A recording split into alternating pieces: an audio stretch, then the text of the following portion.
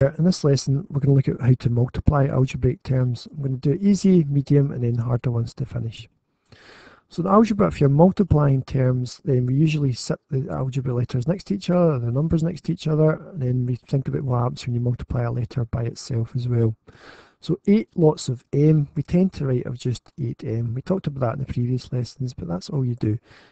8 times 2 would be 16, and 8 lots of 2 would be 16. So just put the number first and then the letter afterwards, always in that order. Again, 7 times p, we just write as 7p. That means the same thing in algebra. Last one here, b times 5, we always write the number first, so it would be 5b. Now, when you multiply a number by itself, we can suggest that that's called squaring a number. So 2 times 2 is the same as 2 squared. 3 times 3 is the same as 3 squared.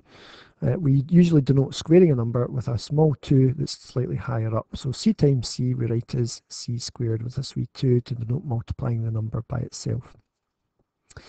If you're multiplying a number by itself 3 times, then that's called cubing a number, and we usually have a wee 3 kind of higher up for that. So b times b times b is b cubed, or b to the power of 3. Now when you have numbers and letters like this, then we've done 4 times m times m. Well, from the previous questions there, m times m is m squared, and then you're multiplying that by 4, put the number at the front, and you've got 4m squared. With letters that are different, we can't write p squared or q squared, so we just set the letters next to each other and the 8, so we say 8pq. And then if it was a and b, you would just write ab.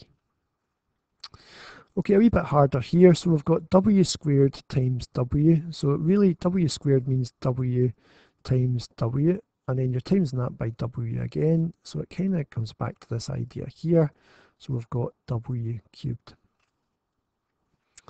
Okay, faced with this kind of idea, 7a times 2b, well, you want to multiply the numbers first, we'll get 14, and we talked earlier about this idea of different letters multiplied, you just set them next to each other, so it's 14ab.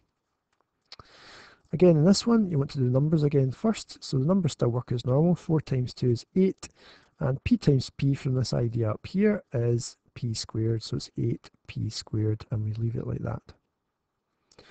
Okay, last one here, again, to the numbers, we've got 3 and a 2, and that would just be a 1 at the front, so 3 times 2 times 1 is 6, and then g times g times g, back to this idea here, it would be 6g cubed. And that's how to multiply algebraic expressions or terms.